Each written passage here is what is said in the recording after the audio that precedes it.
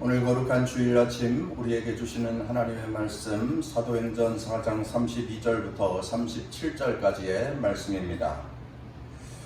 믿는 무리가 한 마음과 한 뜻이 되어 모든 물건을 서로 통용하고 자기 재물을 조금이라도 자기 것이라 하는 이가 하나도 없더라. 사도들이 큰 권능으로 주 예수의 부활을 증언하니 무리가 큰 은혜를 받아 그 중에 가난한 사람이 없으니 이는 밭과 집 있는 자는 팔아 그 판 것의 값을 가져다가 사도들의 발 앞에 두매 그들이 각 사람의 필요를 따라 나누어 줌이라.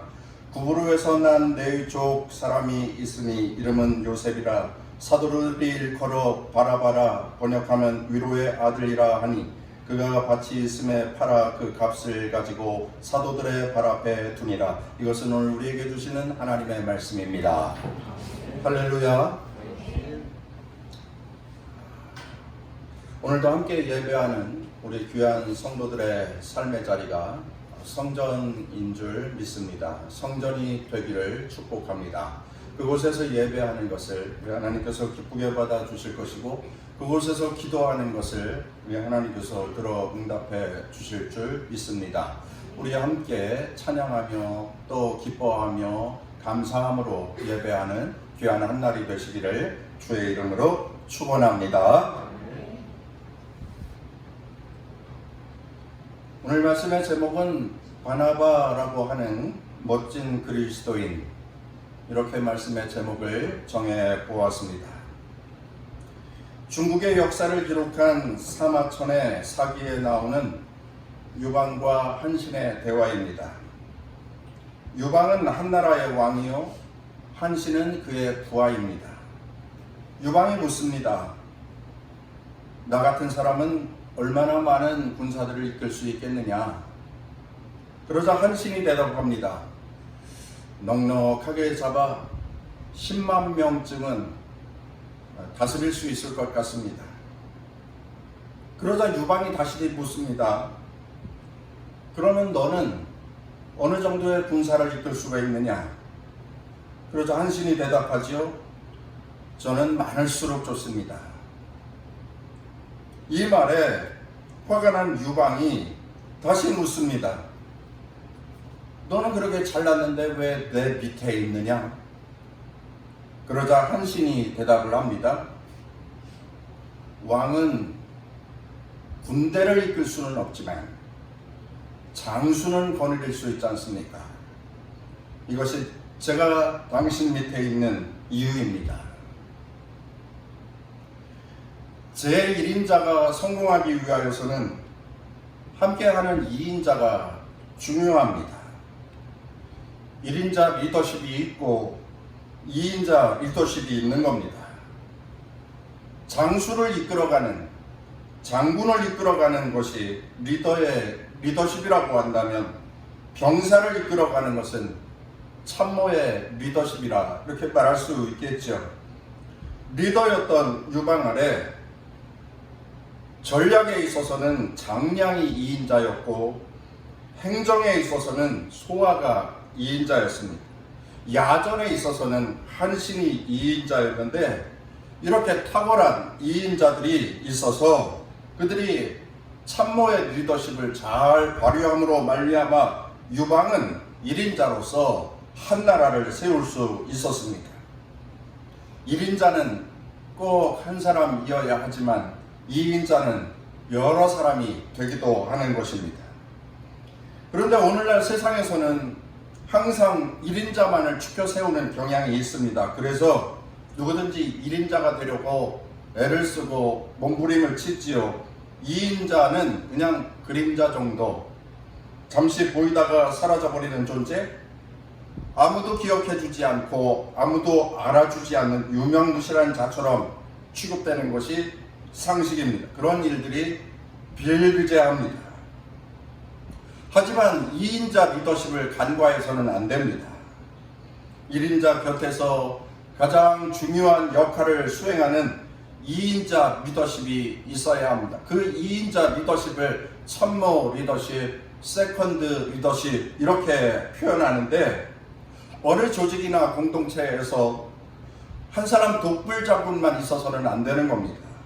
항상 리더와 또 많은 사람들을 유기적으로 연결해주고 또 그 공동체를 협력과 조화로운 공동체로 만들어갈 수 있는 세컨드 리더십 2인자들이 활약해야 그 조직이 건강한 조직이 되고 건강한 공동체가 세워져 갈 수 있는 겁니다. 결국 2인자가 없는 독불장군 1인자가 존재할 수 없다고 하는 것이지요. 그 2인자에게도 리더십이 있습니다. 오늘 성경 말씀에 보면은 이 말씀을 통하여서 우리는 세컨드 리더십의 전형 바나바를 살펴보려고 합니다. 바나바, 바나나가 아니고 바나바입니다. 앞 글자도 바이고 끝나는 글자도 바인 것을 보면 이 사람은 처음과 끝이 한결같은 사람이다. 뭐 그렇게 기억을 해도 틀리지 않을 것 같습니다. 그에 대해서 함께 말씀을 나누도록 하겠습니다. 그의 신상에 대해서는 시간 관계상 생략하고 그 당시 상황을 설명을 해 드리도록 하겠습니다. 초대교회 성도들은 그리스도 예수 안에서 한 마음과 한 뜻이 되었습니다. 모든 물건을 서로 통용하고 자기 재물을 조금이라도 자기 것이라고 주장하지 않았습니다. 그 이유는 지난주에 우리가 살펴본 말씀처럼 하나님을 대주제로 믿었기 때문입니다. 대주제이신 하나님, 뭐라고 설명을 드렸었죠? 통치자, 섭리자, 주권자이신 하나님이라고 지난주 말씀을 나누어서 씁니다. 그런데 그것을 사도들만이 믿은 것이 아니라 예루살렘에 있는 온 그리스도인들이 그 사실을 믿었습니다. 그래서 그들은 하나님이 온 만물을 창조하시고 다스리시고 통치하시는 왕이심으로 믿은 거지요. 그래서 그들이 두려움이 없었던 겁니다. 세상의 힘과 세상의 권력에 대하여서 두려움을 갖지 않았습니다. 로마 황제의 권력 앞에서도 당당했고, 그리고 당시 최고 종교 지도자들이 모여 있었던 사내들인 공회 앞에서도 그들이 당당할 수 있었습니다. 오히려 큰 소리를 쳤지요. 하나님만이 나의 삶의 인도자요, 하나님만이 이 세상의 통치자이심을 믿었기에, 그래서 지난주에 그 말씀 드린 겁니다. 제자들이 그래서 그렇게 당당할 수 있었구나 하는 그 말씀을 우리가 함께 나누었었죠. 그리고 대주제이신 하나님, 그것은 초대교회 성도들도 그렇게 믿었는데 그 믿음으로 말미암아 초대교회 성도들은 자신의 소유를 자신의 것으로 주장하지 아니하였다라고 하는 겁니다. 모든 것이 하나님의 것이었다. 자신들은 하나님의 것을 맡아 관리하는 청지기였다라고 하는 것이요. 네 것이 무엇이고 내 것이 무엇이냐 따지지 않았다라고 하는 겁니다. 재밌는 일이죠. 모든 것이 하나님의 것이고 하나님의 통치 안에 있고 하나님의 주권 안에 있는 것이기에 우리는 잠시 그것을 맡아 관리하는 청지기였다라고 하는 겁니다. 그래서 내 것을 주장하지 않았습니다. 이것은 내 것, 이것도 내 것, 내 것을 주장하지 아니하였고, 그래서 자기의 재산을 팔아서 함께 나누었습니다. 그리고 사도들은 그것을 가난한 자들에게 베풀고 나누며 섬겼습니다. 오늘 읽은 말씀 32절에 그 내용이 나오네요. 믿는 무리가 한 마음과 한 뜻이 되어 모든 물건을 서로 통용하고 자기 재물을 조금이라도 자기의 것이라 하는 이가 하나도 없더라, 이렇게 말씀하고 있습니다. 놀랍지요? 그렇게 할 수 있을까? 참으로 대단합니다. 정말 여기 초대교회 그리스도인들을 보니까 실제 그렇게 하고 있습니다. 그런데 이 놀라운 일에 더 놀라운 것은 이 초대교회 그리스도인들이 자기의 이름을 내지 않고 있다라고 하는 겁니다. 그렇게 베풀고 자기의 것을 팔아서 사도들 앞에 갖다 내고 그랬는데 자기의 이름을 한 사람도 증거하고 있지 않다라고 하는 거지요. 오늘날 같으면은 전 재산을 팔아서 하나님께 만약에 바친다 그러면 그 이름과 금액을 공표하지 않으면 아마 싫어할 것이라 그것을 많은 사람들에게 자랑하고 싶어 할 것입니다. 그래서 세상에서도 부르기웃돕기 하는 것을 보면은 방송국의 신문사에 이름이 나오죠. 직장이 나오죠. 사진이 나오죠. 그리고 금액이 나오지요. 그렇습니다. 모든 사람들 앞에 자신의 이름을 드러내려고 합니다. 그런데 초대교회 성도들 중에는 그렇게 많은 것을 갖다 바치면서도 이름을 한 사람도 밝히지 않고 있다라고 하는 것이 참 특별합니다. 아, 이럴 수도 있구나 라고 하는 생각이 듭니다. 이것이 왜 그렇습니까? 자기의 것을 자기의 것이라 주장하지 아니하고 자기의 것이 모든 것 다 하나님의 것이었다 라고 하는 것을 인정하였기에 자기 자신의 것을 자신의 이름이 드러나지 않는다 하여도 그렇게 상심하거나 그렇게 언짢아하지 않았던 것입니다. 하나님께서 나에게 주신 것 베풀면서 사는 것이지 이렇게 생각을 했던 거지요. 그런데 오늘 본문 말씀에 보면 또 특별한 한 가지가 말씀 가운데 나오고 있습니다. 유독 한 사람의 이름은 기록되어져 있다라고 하는 거죠. 36절, 37절 말씀입니다. 한번 같이 읽어보도록 하겠습니다. 구브로에서 난 레위족 사람이 있으니 이름은 요셉이라 사도들이 일컬어 바나바라 번역하면 위로의 아들이라 하니 그가 밭이 있음에 팔아 그 값을 가지고 사도들의 발 앞에 두리라. 다른 사람들의 이름은 다 감춰졌습니다. 익명입니다. 그런데 바나바의 이름은 드러내놓고 있습니다. 그가 바친 것이 남들보다 특별히 더 많아서 그랬을까요? 이게 뭐지요? 이게 왜 그럴까요? 그만큼 바나바는 초대교회 그리스도인들 중에 유명한 사람이었던 겁니다. 초대교회 그리스도인들 중에 매우 중요한 역할을 하는 유명한 사람이었던 거지요. 그가 사도들의 사역을 돕는 아주 충직한 종이었던 것입니다. 서두에 말씀드렸던 세컨드 리더십을 가진 그리스도인이었음을 알려주는 것이지요. 사도들의 일을 돕는 아주 충성스러운 종이어서 여기 이름이 처음 나오지만 초대교회가 형성되면서 중추적인 인물로 교회의 귀한 사역에 참여하고 있었던 인물이었다라고 하는 것입니다. 그래서 오늘 설교 제목을 그렇게 정한 거예요. 바나바라고 하는 멋진 그리스도인. 그가 세컨드 리더십의 모습을 보여주고 있습니다. 성도 여러분, 성경에 보시면 이 세상에 하나님의 모든 사역이 독불장군 한 사람으로 그 일이 이루어졌다. 성경은 말씀하고 있지 않습니다. 리더를 돕는 자가 있었다라고 하는 거예요. 모세 곁에는 아론과 훌이 있었고요. 다윗의 곁에는 자기들의 생명도 아낌없이 적진을 돌파하여 뚫고 나가 예루살렘에 물을 길어가지고 왔던 충성스러운 세 장수가 있고 엘리야 선지자 곁에는 엘리사라고 하는 제자가 있었습니다. 이렇게 바나바는 사도들의 사역을 돕는 자로서 초대교회에 그 이름이 이미 나아 있었던 사람이었습니다.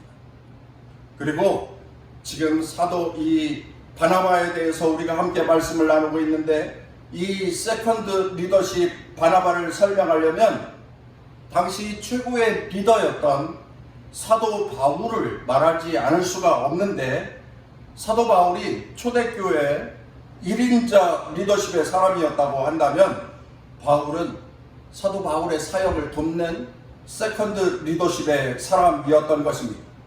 오늘 저와 여러분들이 함께 나누는 오늘 말씀의 주인공은 바나바이고 또 우리가 함께 공부하려고 하는 것은 바나바의 참모 리더십, 세컨드 리더십인데 바나바를 설교하기 위하여서는 사도 바울을 말씀드리지 않을 수가 없습니다. 사도 바울에 대해서 함께 말씀을 좀 드리도록 하겠습니다.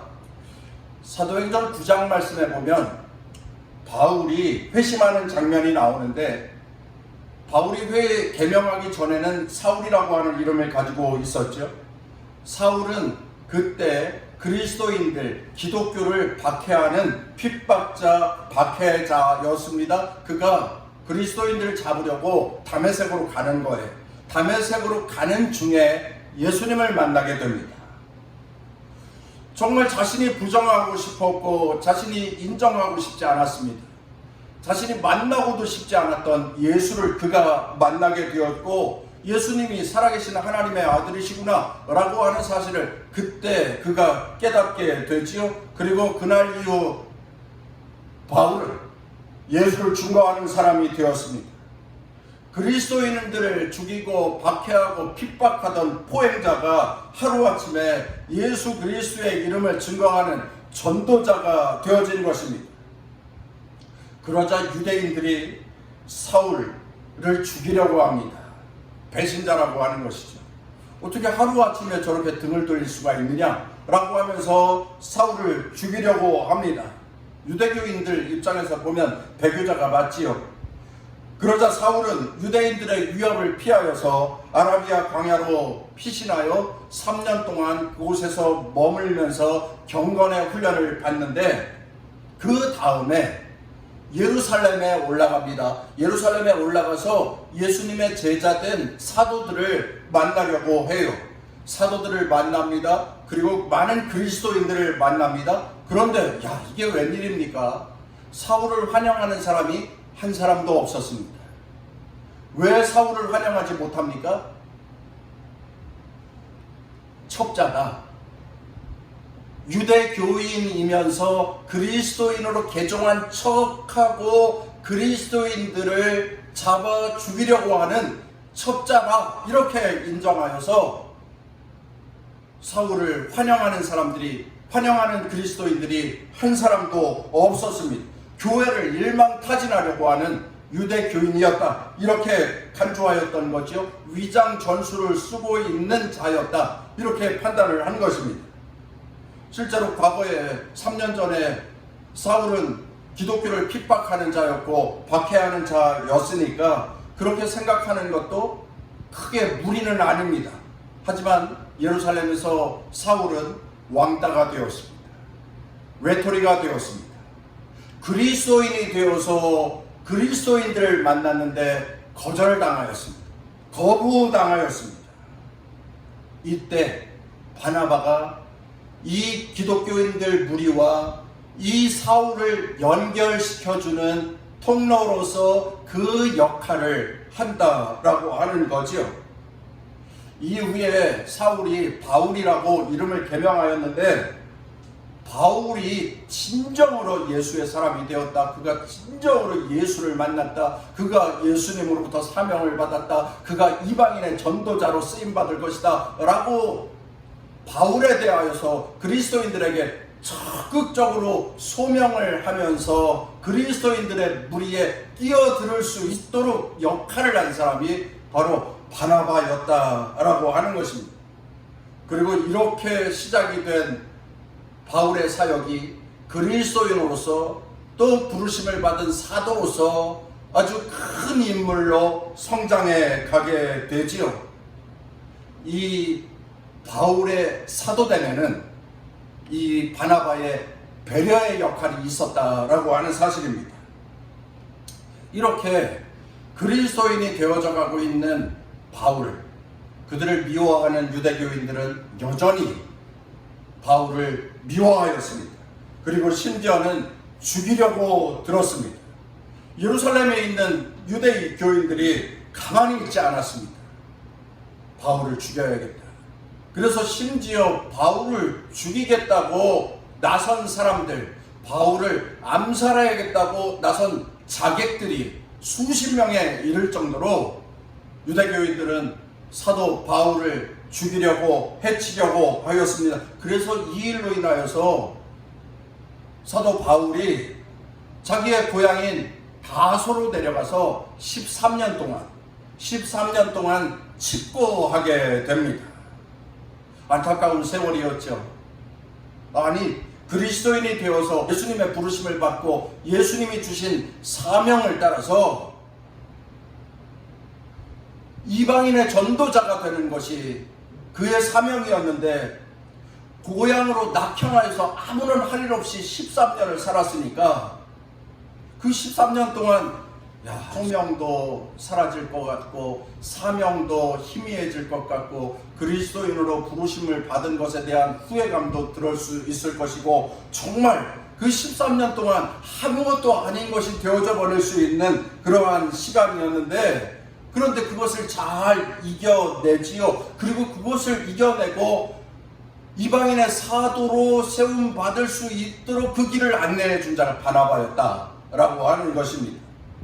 당시 바나바는 안디옥 교회의 책임자였는데, 바나바가 바울을 초청합니다.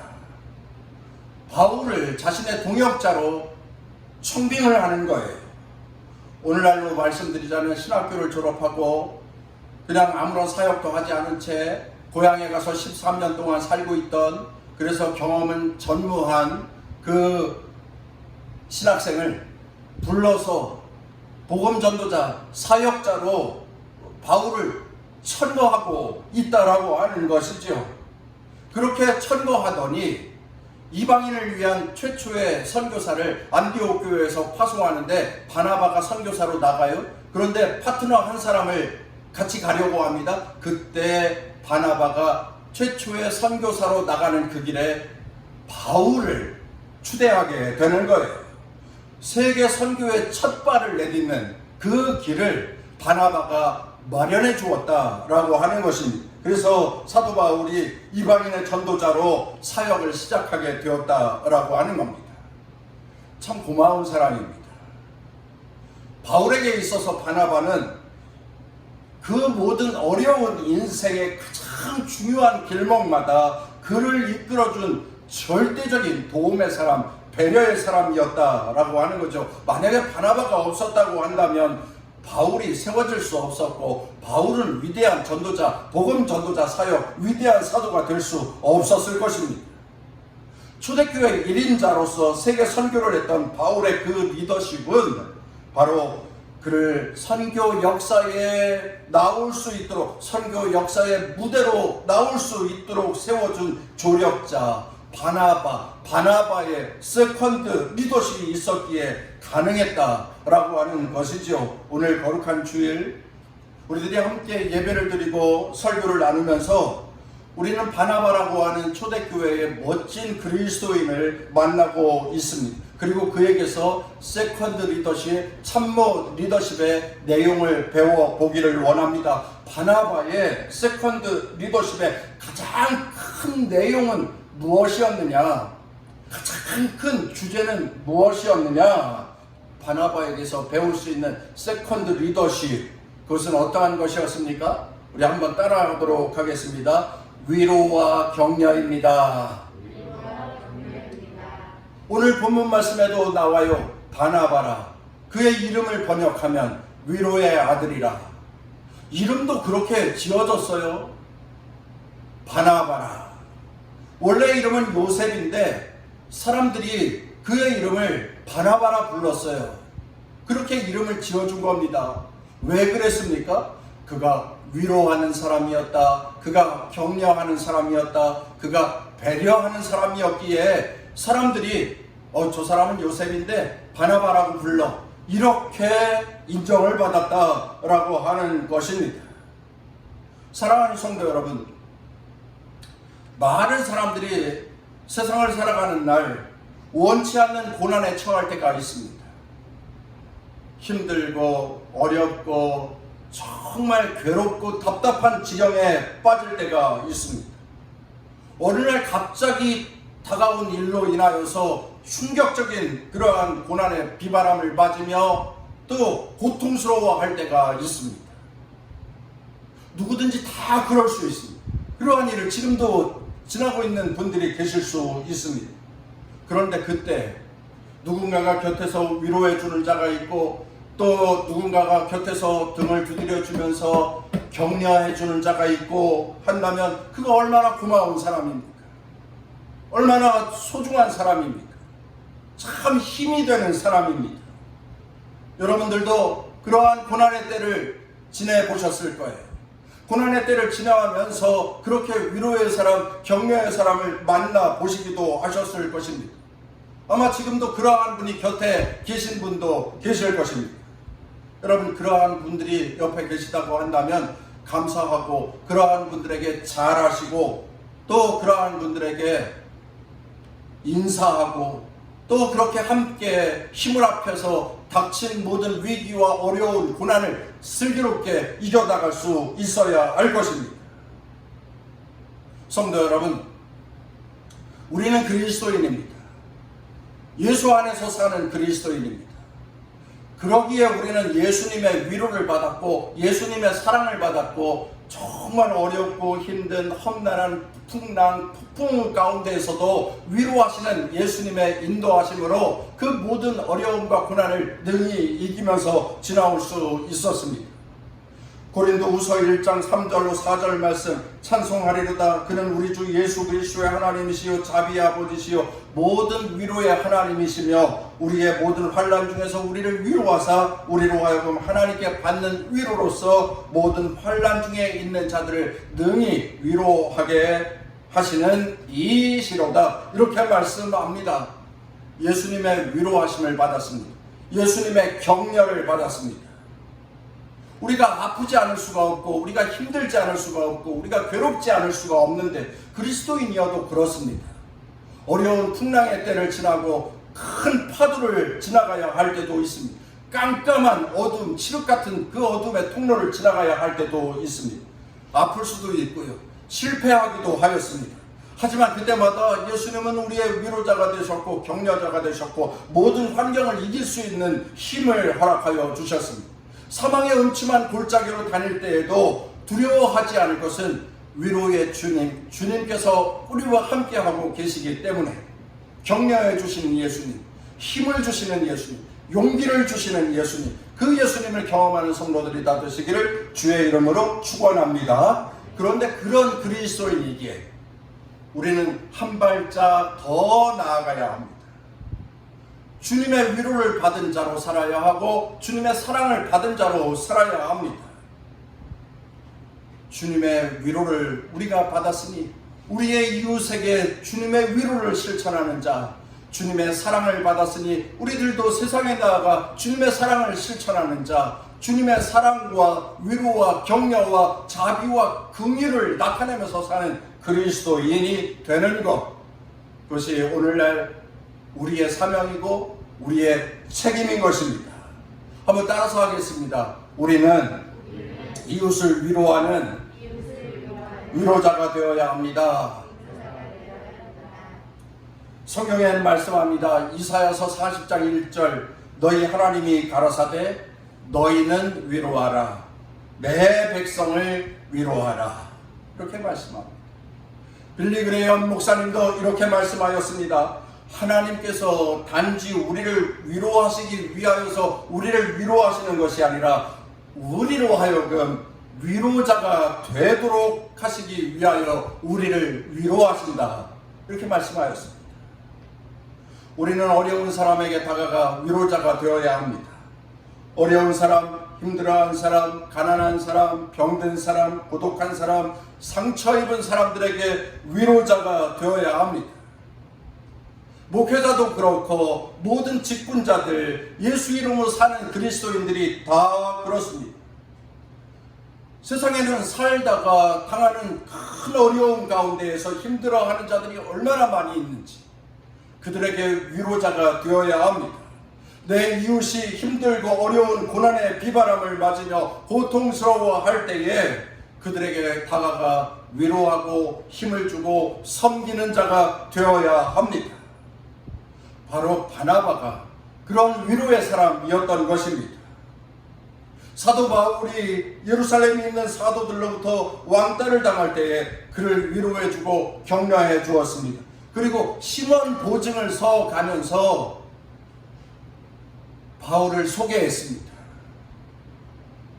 그 바나바가 위로의 사람, 격려의 리더십을 보여줌으로 말미암아 바울이 위대한 그리스도인의 길을 걸어갈 수 있게 되었던 겁니다.